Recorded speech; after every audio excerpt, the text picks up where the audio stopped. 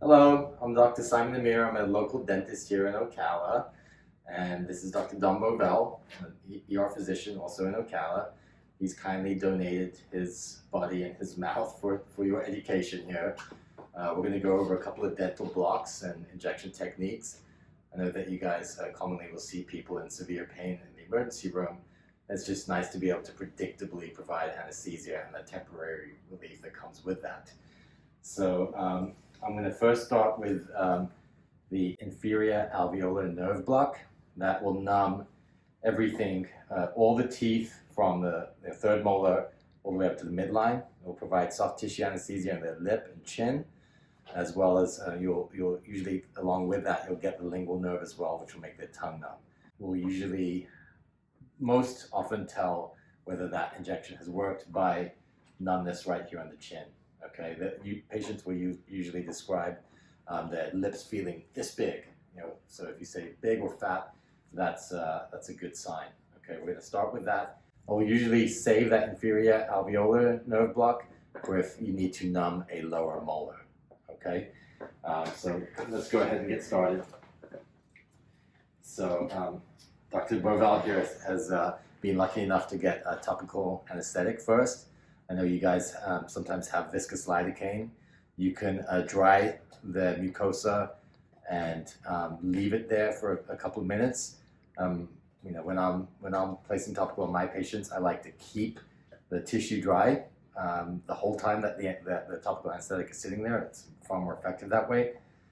When I'm first giving my injection, rather than push the needle into the tissue, I like to grab some tissue and kind of get the needle really close and tug the tissue tight or taut over the needle. That just tends to be a little less painful.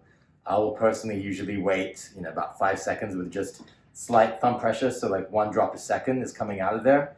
I know that you guys often have multiple patients and you won't necessarily have that time, but that's available for you if you need to make it more comfortable. If the patient's very anxious, sometimes if it hurts, it's going to take longer because they're not going to let you do what you need to do. So anyway, here we go. We'll start with that IAN block, okay?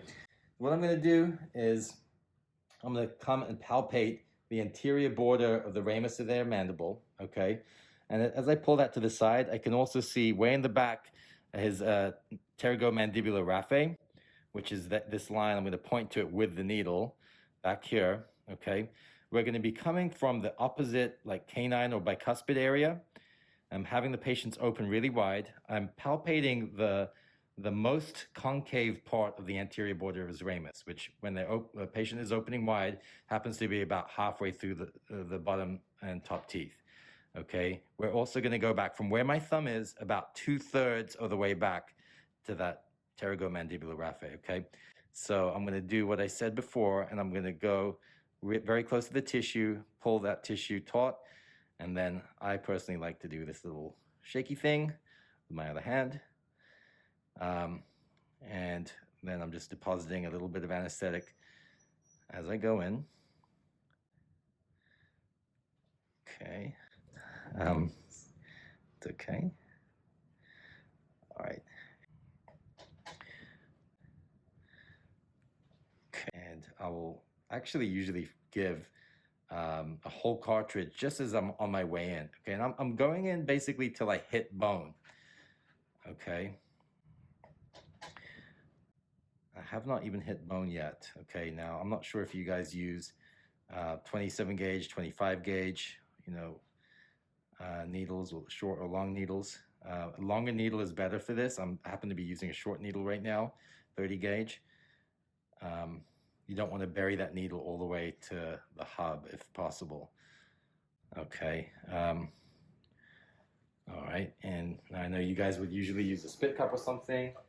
We're in a dentist's office right now, so we're gonna go ahead and rinse. Okay. How you doing?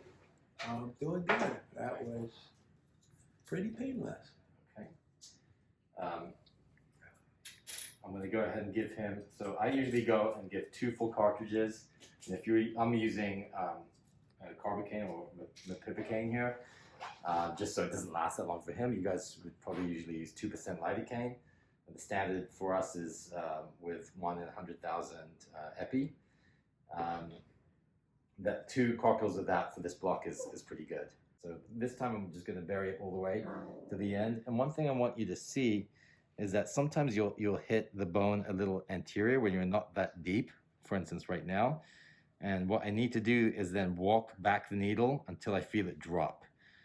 Okay, when I feel it drop back, we've gotten to what's called the lingula, and that's a good place to do it. Okay, so you're almost trying to go around the backward facing part of the medial border of the ramus. Okay, that nerve will be tucked behind there a little bit. So I'm now walking it again, and yes, I felt it sink back, and now we'll know in a couple of minutes whether we got it. Okay.